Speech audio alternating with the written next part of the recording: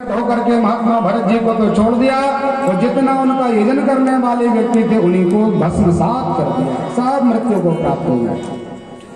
भगवान गीता में कृष्ण कहते हैं कि जो भूतों का पूजन करते हैं वो अंत में भूत ही बन जाते हैं। एक तो जीवन भर भूत बन के रहते हैं पर अंत में अवस्था भी, क्योंकि यो मां यम प्रपद्यन्ते ताम तेम भजामि हम, जो मुझे जिस प्रकार से भजन पूजन करेगा मैं भी उसको उसी स्वरूप को दर्शन कराऊंगा। अब भरत जी ने देखा आधा घंटा हो गया, मेरा गर्दन नीचे है, अभी तक मेरे गर्दन के ऊपर खड़ग नहीं गिरा, कारण क्या है? और जैसे ही भरत जी ने ऊपर देखा तो महाराज चारों तरफ से रुंड पड़े हुए हैं, सब मरे। भद्रकाली मैया वहां से अदृश्य हैं और उस यज्ञ की अग्नि शांत हो चुकी है। भरत जी को लगा भी समय नहीं आया होगा जाने का, कोई बात नहीं, और उठ करके भगवान नाम का लेकर आश्रय लिया और महात्मा उन्मत्त चाल से चले। चलते चलते महात्मा भरत जी आगे बढ़े। प्रातः काल का समय था। सौवीर सिंधु देश का राजा रघुगण महात्मा कपिल का दिव्य सत्संग करने के लिए चल रहा था। बड़ा ज्ञानवान रघुगण राजा, बड़ा विद्वान, हर समय सत्संग करता था। कपिल का सत्संग करने का भाव आया। 4 कहार पालकी में ढो रहे थे महात्मा रघुगण के लिए। चलते चलते संयोग से क्या हुआ कि जो कहार बने हुए व्यक्ति थे, कर्मचारी जो राजा को पालकी पर बिठा लेते, उसमें से एक व्यक्ति को ज्वर उत्पन्न हो गया, शरीर अस्वस्थ हुआ, उसको चलने फिरने का सामर्थ्य नहीं रहा। तो उसने निवेदन किया, महाराज जी क्षमा करें, हम अभी इस समय आपकी सेवा से वंचित होना चाहते हैं, हमारे शरीर में थोड़ा सा ताप उत्पन्न हुआ है। राजा ने कहा कोई बात नहीं, जीवन भर तूने सेवा की, कुछ समय के लिए हम आपको छुट्टी देते हैं। अलग कर दिया। अब शेष जो 3 कहार थे उनसे पालकी तो चलती नहीं थी, जब 4 हो जाएंगे तभी पालकी चलेगी। उन्होंने कहा महाराज सरकार आदेश करें, क्या करना पड़ेगा? राजा ने कहा किसी को भी पकड़ लाओ। अरे मेरा राज्य है, मुझे जल्दी से जाना है। महात्मा कपिल यदि सत्संग प्रारंभ कर देंगे तो वो सत्संग की कथाएं हमारी छूट जाएंगी, पूरा ज्ञान प्राप्त नहीं हो पाएगा। तो तीनों के लिए तीनों दिशाओं में भेजा महाराज। और जैसे ही एक परिकर के लिए महात्मा जड़ भरत पर दृष्टि पड़ी तो बड़ा प्रसन्न हो गया। तो विचार आया कि महाराज बड़ा सुंदर शरीर है, इसको पालकी में अकेला लगा देंगे तो ये राजा रघुगण के लिए स्वयं छोड़ दिया जाएगा। इसलिए भरत जी से कहा महाराज आपको बुरा न लगे तो मेरे राजा ने आपको बुलाया है। कहा ठीक है। और भरत जी चले। चलते चलते आगे पहुंचे तो देखा राजा रघुगण पालकी में बैठे हैं।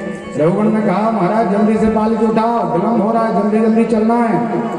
भरत जी ने कुछ नहीं कहा, कहार बन करके चलने लगे। पंडित जी थे, लेकिन जिस संत के अंदर या जिस जीवात्मा के अंदर कल मैंने आपको निवेदन किया था, तिनके के समान आपके जीवन में यदि स्वयं का मान सम्मान नष्ट हो जाए, सबही मान प्रिय आप अमानी, गोस्वामी तुलसीदास जी कहते हैं संसार सब मान के लिए है और मैं सबसे ज्यादा अमानी हूँ, मेरा कोई मान नहीं। इस दिन ऐसा जिस दिन आपके अंदर भाव आ जाए तो महाराज भगवान जल्दी प्रसन्न हो जाए।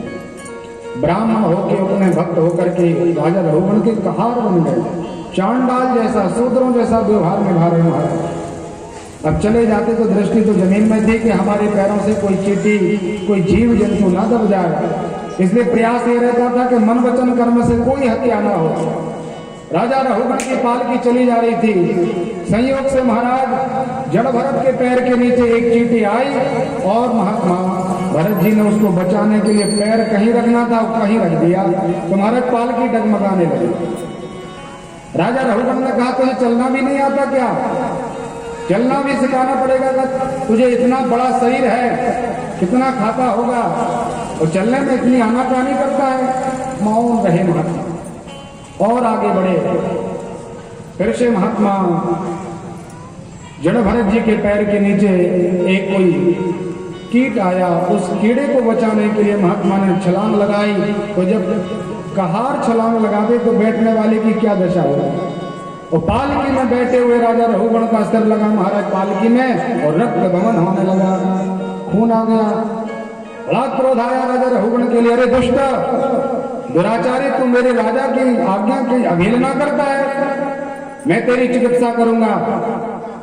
जब इस प्रकार के वचन कहे महात्मा जन भरत के प्रति। तो भरत जी ने विचार किया कि देखिए मैंने वहां भीलों के लिए कुछ नहीं कहा, तो मैया ने मेरे ऊपर प्रसन्न होकर के भीलों का वध कर दिया, मार डाला। आज यदि मैं चुप रहा तो हो सकता है कि राजा रहुगण को भी कोई श्राप हो जाए। संत का अपराध करने से बड़ा श्राप होता है। भगवान कहते हैं कि मेरा अपमान करोगे तो चल जाएगा, लेकिन यदि आप संतापराधी हैं, भक्तापराधी हैं, यदि मेरे परिकरों का, भक्तों का यदि आप अपमान करोगे तो वो क्षम्य नहीं है। दसम स्कंद में तुम कथा सुनेंगे इसकी।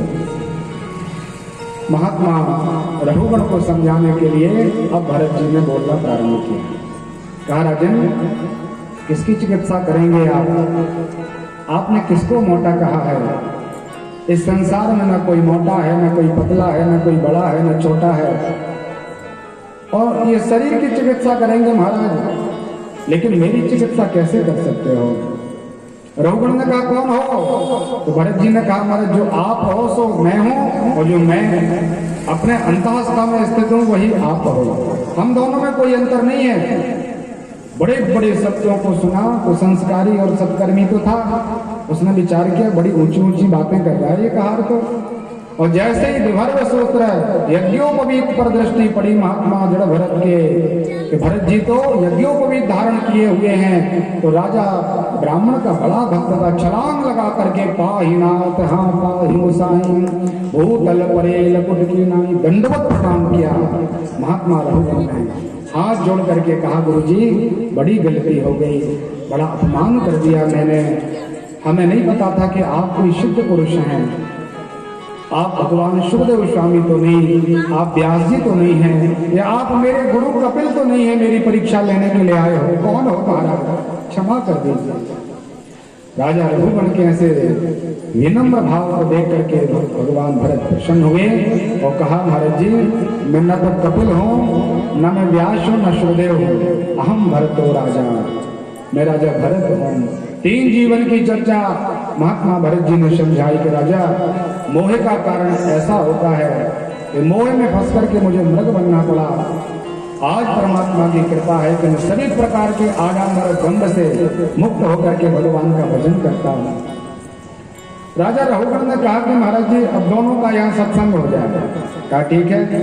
तो भरत जी ने 6 अध्यायों में राजा रहुगण के लिए दिव्य भवार्थ का वर्णन किया। आत्मा और परमात्मा में क्या अंतर है, ये आत्मा परमात्मा को कैसे प्राप्त कर सकती है, संपूर्ण उदाहरणों के सहित महात्मा भरत जी ने ये ज्ञान दिया और कहा राजन बिना महत्पाद रचाभिषेकम, बिना ब्राह्मणों के चरणों में लौटने पर, बिना संतों की सत्संगी करने पर, बिना आचार्यों के चरणों में बैठ करके कभी आपको ज्ञान प्राप्त नहीं हो सकता। इसलिए आप आनंद से संतों का संग कीजिए, सत्संग करें, भगवान के दिव्य कथाओं का श्रवण करें और गोविंद के दिव्य कथा और नाम का आश्रय लेकर के मुक्त हो जाइए। ऐसा दिव्य ज्ञान लेकर के महात्मा भरत जी ने रहुगण के लिए मुक्त किया। श्री सुखदेव स्वामी परीक्षित को कहते हैं कि राजन जो वो मृग था, जिस मृग के मोह में महात्मा भरत जी मोहित हो गए थे, वही मृग महात्मा राजा रहुगण का रूप लेकर के आया था। संत का संग करने से मृग तो राजा बन गया, लेकिन भरत जी को मोह हो गया तो स्वयं को मृग बनना पड़ा। ऐसा होता है यदि आप केवल कथाएं गाओगे, दूसरों को समझाओगे और स्वयं के जीवन में कोई नहीं उतारोगे तो दूसरों का तो उद्धार निश्चित है, लेकिन कहने वाले का उद्धार नहीं होगा जब तक वह अपने जीवन में उस कार्य को नहीं अपनाता। वह मृग संत का संग लेकर के रहुगण बन गया और कपिल का दिव्य आश्रय लेकर के मोक्ष की पदवी पर प्राप्त हुआ। 3 जन्मों का ये दिव्य भ्रमण करते हुए महात्मा भरत जी भी परम गति को प्राप्त हुए। बोले भरत भगवान की जय। भागवत महा